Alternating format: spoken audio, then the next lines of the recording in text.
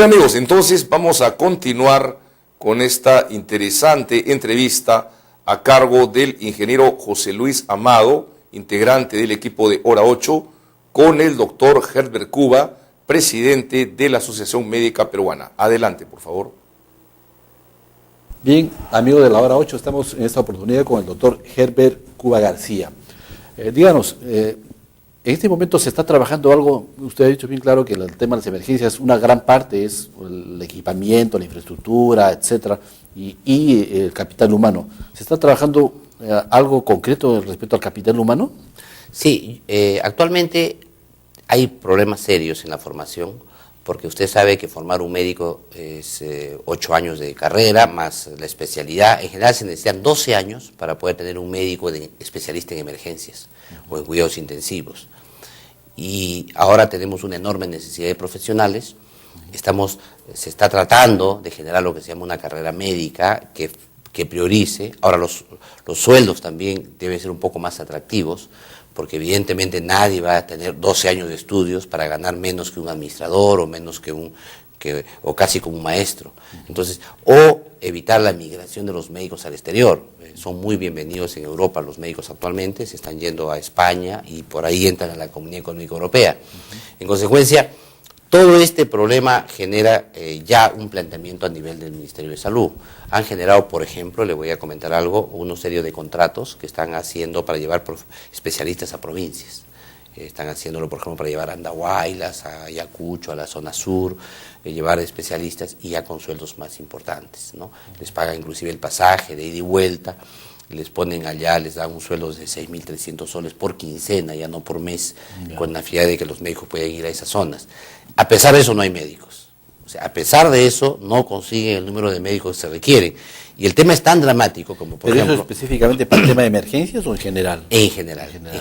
Por ejemplo, Ayacucho no tiene psiquiatras. Existen emergencias psiquiátricas, existen personas que zafan de la realidad y pueden comer asesinatos, romper cosas, suicidarse, etcétera, y requieren una emergencia psiquiátrica. Si no tienes un psiquiatra, no tienes cómo atender esta emergencia. Bueno, lo que pasa también es que en el Perú aparentemente no se valora tanto el tema de la salud mental como se está haciendo algo en mejor instancia al tema de la salud física, ¿no? No se valora la salud mental y, bueno, la salud en general. Si usted analiza más o menos lo que piensa la gente cree que la salud tiene solamente el ámbito preventivo, que es importante, debería ser la mayor inversión en prevención, pero mientras seamos un país desarrollado, mientras la gente no gaste mucho en prevención, vamos a tener que seguir gastando en curación, porque la curación es inmediata, es una emergencia. Claro. Y este es un primer tema, ¿no?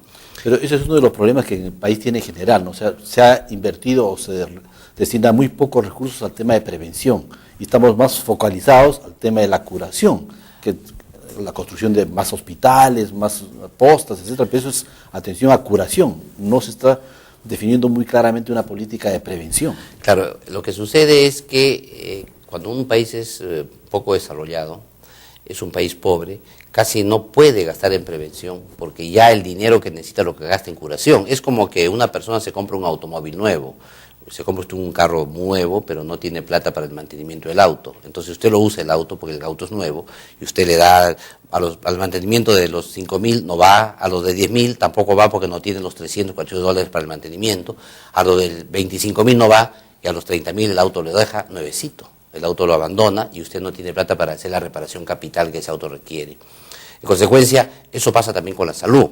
No puede usted decir, no voy a reparar el auto de 30.000 kilómetros. Se tiene que hacer una inversión para reparar el auto. Entonces, ¿qué sucede? Como no hay mantenimiento de la máquina, los autos siempre entran a reparación capital y se gastan enormes recursos.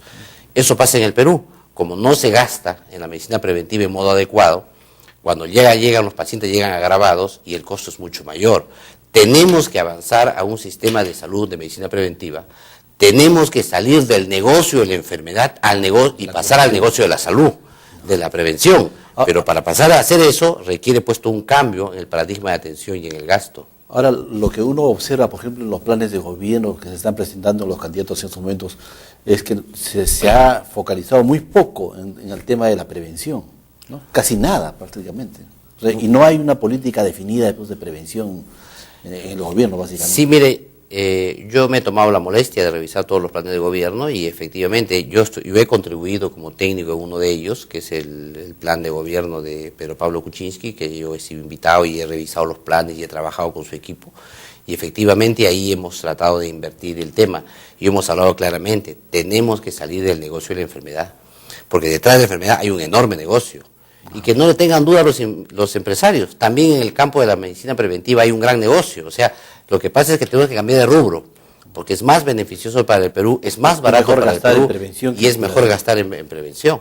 Ahora, evidentemente que hay áreas críticas. Una área crítica es la emergencia, que hemos conversado, pero ligado a la emergencia va quién transporta al paciente de la comunidad a la emergencia.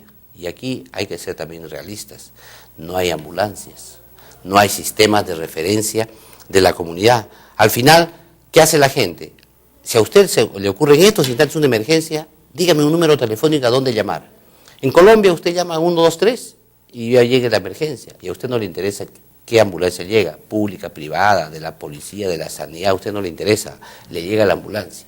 En el Perú no.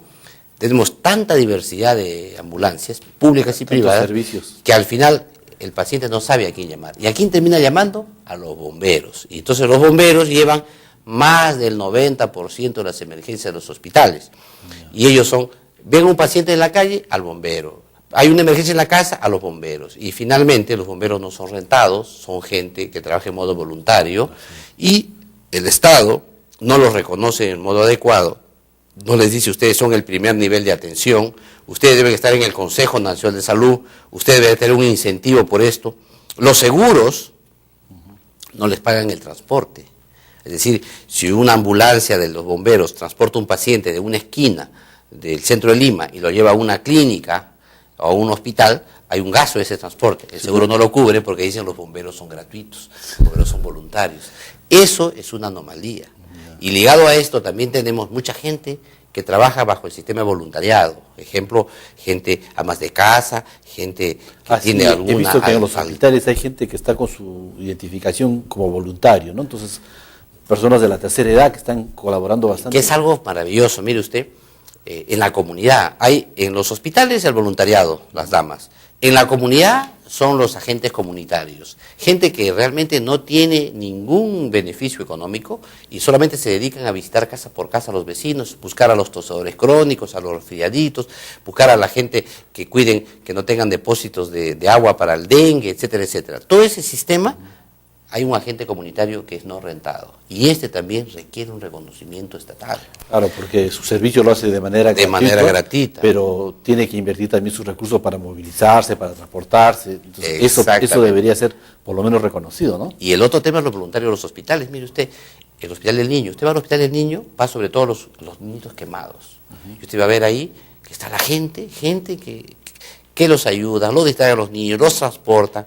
En todos los servicios hay voluntarios, gente que inclusive ahora con el sistema de Patch Adams, que fue tan famoso, de llevar alegría a los hospitales, van payasitos, van gente que quiere alegrar la vida a la gente. Y por otro lado, están estos que son lo que habíamos conversado, este sistema de bomberos, que trabajan perfectamente. Entonces lo que deberíamos avanzar nosotros es, como gobierno, reconocer el voluntariado, darle facilidades, si es posible tributarias, porque finalmente quieren importar una nueva bomba los bomberos. Sí. Tienen que pagar el impuesto de importación. Entonces, pues, no puede ser posible. Entonces, esas cosas se tienen que corregir. Por ejemplo, la asociación de damas voluntarias de un hospital quieren comprar un equipo o algo para donar al hospital, tienen que pagar aranceles. Son cosas que se tienen que mejorar, se tienen que optimizar con la finalidad de mejorar el servicio y la atención a la población. Finalmente, ¿cuál debe ser nuestro norte? Que el 25% de la población que no tiene acceso a la atención médica, la tenga. Y eso significa reorientar perfectamente el presupuesto del sector público de tal manera que, así como tenemos un enorme crecimiento económico, tengamos también una inclusión social, políticas sociales, de tal manera que así como somos el primer país, uno de los primeros países en América Latina en crecimiento económico, no seamos el primer país en tuberculosis o el primer país en el mundo en tuberculosis drogo resistente, sino al revés, seamos también un país a la vanguardia en la salud. Pero hay otros temas también que son importantes. Por ejemplo, sé de una noticia en el sentido de que en el oriente, en Loreto, hay un médico que está investigando la curación o la protección del VIH a través del retrovirus. Entonces, es una investigación que se ha desarrollado. Lo que sucede es que existen también en la medicina, existe un área muy importante que es la investigación científica. Tenemos que promover la investigación científica, pero aquí hay un equilibrio, cuidando los derechos humanos de la gente. O sea, no podemos probar medicamentos, no podemos asumir riesgos con la gente porque finalmente la gente no son cobayos, la gente son seres humanos con derechos. Y ahí es el problema, ¿cómo toleramos la innovación sin violar los derechos de la gente? Ahí entramos y esta en la es parte ética. Ética y legal, porque finalmente hay una norma legal que establece, y ojo, sobre todo en nuestras comunidades indígenas nativas, en las 62 etnias que tiene el Perú, que no hablan el castellano y que hablan sus idiomas nativos, y que ahí podrían ser fácil presa de estos famosos científicos que a veces violan los derechos de la gente. La tarea de salud es muy compleja. Se le tiene que ver de diversas aristas, pero efectivamente la innovación, la investigación científica debería tener también un enorme apoyo del Estado. Ya, y que también podemos concluir de que es una tarea pendiente de este gobierno, ¿no? Evidentemente, en esta área... Ha invertido muy poco, casi nada en el tema de la investigación. Podríamos decir que nada, y todo se ha hecho sobre todo en la espalda de las empresas privadas, con todos los problemas que eso tiene. Necesitamos un Estado que invierta también en innovación científica y tecnológica para la salud. Muy bien, amigos, muchas gracias. Hemos estado esta noche con el doctor Herbert Cuba García. Amigos de la hora 8, regresamos en un momento.